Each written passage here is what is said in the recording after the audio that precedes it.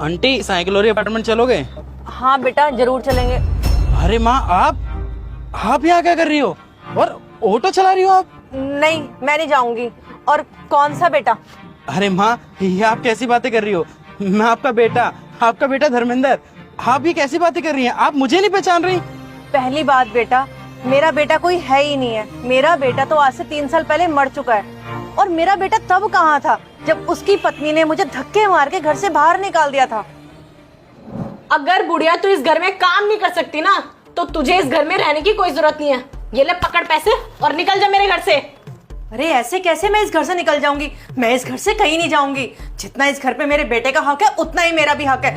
फालतू की बकवास मत कर वो मेरे साथ। ये पैसे और ये घर, इस पर तेरा कोई हक नहीं है। ये सब मेरा है। और बुढ़िया शायद तू भूल गई है कि थोड़े दिन पहले तूने सब कुछ हमारे नाम कर दिया था। तो इससे पहले मैं तुझे तेरी औकात दिखाऊं, इस घर से निकल जा।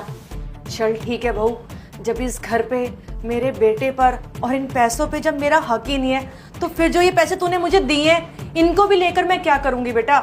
ये भी तू रख। मुझे इन पैसों की कोई जरूरत नहीं है। मैं खुद कमा कर खा सकती हूँ। हाँ हाँ बुढ़िया, निकल जा इस घर से। चली जा बाहर। जब रोड पे ठोकरें मिलेंगी ना तुझे दर दर की, तब तुझे होश आएगा। वैसे भी तू इस घर के लिए बोझ ही थी। मैंने अपनी प्रॉपर्टी सिर्फ और सिर्फ इसलिए तेरे नाम करवाई थी कि तू मेरा बुढ़ापे का सहारा बनेगा, मुझे टाइम पे रोटी पानी खाने को देगा, मेरा ध्यान रखेगा, मेरे साथ टाइम स्पेंड करेगा। जैसे ही मैंने प्रॉपर्टी तुम दोनों के नाम करवाई, अरे तुम्हारे तो तेवर ही चेंज हो गए, रंग ही बदल लिया तुम दोनों ने। मैंने कभी नहीं सोचा था कि तुम दोनों मेरे साथ ऐसा करोगे। तुझे पता है 3 साल से मैं रोडों पे भटक रही हूँ, इतनी परेशान हो रही हूँ।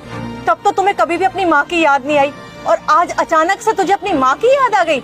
माँ दिखी तो माँ बोलने लग गया। अरे तेरे जैसा बेटा मुझे नहीं चाहिए। मुझे माँ बोलने की जरूरत नहीं है। ये आप कैसी बातें कर रही हैं माँ? ज्योति ने तो मेरे को बोला था कि आप तीर्थ यात्रा पे गई हैं, इसलिए जब भी मैं घर पे आता था और आप नहीं मिलती थी तो मैं आपको फोन भी नहीं करता था कि आप घूमने गई होंगी। पर माँ सच में मुझे नहीं पता था कि आपकी ये हालत हो रखी है। अरे तूने मेरे को ढूंढने की कोशिश करी? एक बार मुझे फोन तो करता, पता तो करता तेरी माँ किस हालत में और कहाँ पर है। तेरी बहू ने मुझे धक्के मार के निकाल दिया, और तुझे पता है वो मेरे पे कितने अत्याचार करती थी। अरे तू तो सोच भी नहीं सकता। माँ मैं सच कह रहा हूँ, मैं जब भी घर आता था ना आपके बारे में सबसे पहले पूछता था।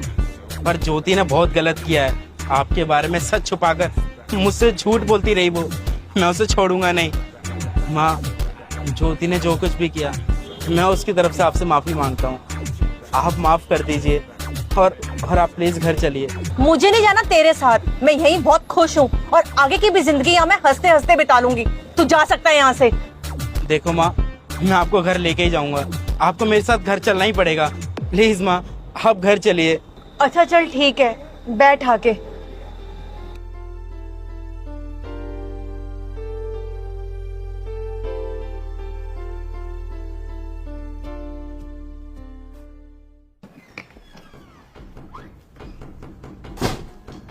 अरे आप आ गए?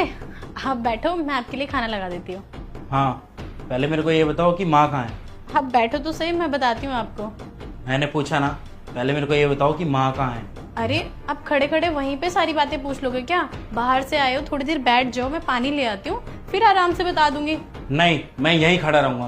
पहले मेरे को ये बताओ कि माँ कहाँ है? अरे चिल्ला क्यों रहे हो इतना? माँ कहीं नहीं गई है, गाँव गई है बस। और तुम इतनी टेंशन क्यों ले रहे हो? एक बात बताओ मेरे को, जब भी मैं यहाँ पे आता हूँ वो हमेशा गाँव क्यों चली जाती हैं? मुझे क्या पता कि वो आपके आने पे ही चली जाती हैं।